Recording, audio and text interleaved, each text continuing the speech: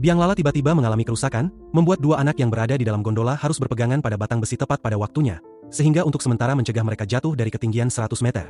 Melihat kejadian itu, seorang turis langsung bergegas menolong tanpa ragu. Namun, caranya dengan melompat di atas gondola sangatlah berbahaya, apalagi gondola tersebut masih beroperasi normal. Satu langkah salah saja bisa berakibat jatuh fatal. Benar saja, setelah melewati beberapa gondola, ia terpeleset karena gugup. Beruntung, dengan bantuan wisatawan lain, ia berhasil naik kembali ke atas gondola. Selanjutnya, ia beralih ke cara yang tidak terlalu menguras tenaga dengan memanjat langsung ke lengan penyangga biang lala. Meski begitu, gaya sentrifugal dari putaran cepat hampir saja melemparkannya. Untungnya, tekadnya cukup kuat untuk menahan dorongan tersebut. Akhirnya, dengan penuh kecemasan, ia berhasil mencapai poros tengah. Ia lalu mengambil seikat tali dari rangka logam dan memanjat ke lengan penyangga, kemudian meluncur turun melalui rangka baja menuju gondola yang berada di sebelah gondola yang rusak. Pada titik ini, petugas akhirnya mematikan biang lala, sehingga proses penyelamatan menjadi lebih mudah. Setelah berada di atas anak-anak itu, ia mengikatkan tali pada rangka baja.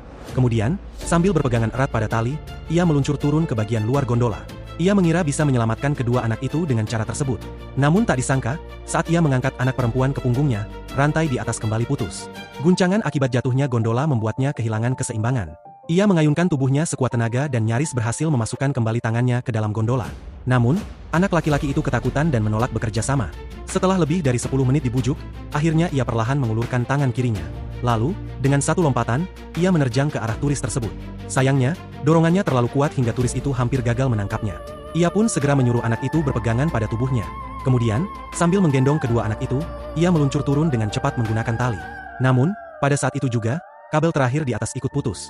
Seluruh gondola langsung jatuh dengan kecepatan tinggi. Ia tak berani menunda dan terus meluncur turun. Akhirnya, ia berhasil mencapai tanah tepat sebelum gondola itu menghantam. Namun, sebagai pahlawan yang telah menyelamatkan nyawa di mata warga, ia justru langsung ditangkap oleh petugas keamanan taman hiburan. Ternyata, turis yang bernama Jimmy itu adalah seorang polisi. Ia mencurigai pemilik taman hiburan terlibat dalam kasus uang palsu, sehingga sebelumnya ia sempat menyusup ke gudang taman hiburan untuk menyelidiki. Sayangnya, aksinya terekam kamera pengawas, dan pemilik taman mengira ia adalah pencuri. Pada akhirnya, kepala polisi turun tangan, dan pemilik taman hiburan setuju untuk melepaskan Jimmy. Meski begitu, perjalanan ini tidak sia-sia bagi Jimmy. Ia sempat mengambil selembar kertas bekas dari gudang, dan setelah diperbesar serta diperiksa, ia menemukan bahwa angka-angka di dalamnya sama dengan nomor seri pada uang palsu. Maka, untuk mengumpulkan bukti, ia menyamar dengan mengenakan kostum gajah Oakley dan kembali menyusup ke taman hiburan. Saat tidak ada yang memperhatikan, ia segera melepas bagian kepala kostum. Lalu, ia masuk ke saluran ventilasi, berencana merayap melalui sistem ventilasi menuju gudang. Namun, tanpa diduga, ia justru tersesat.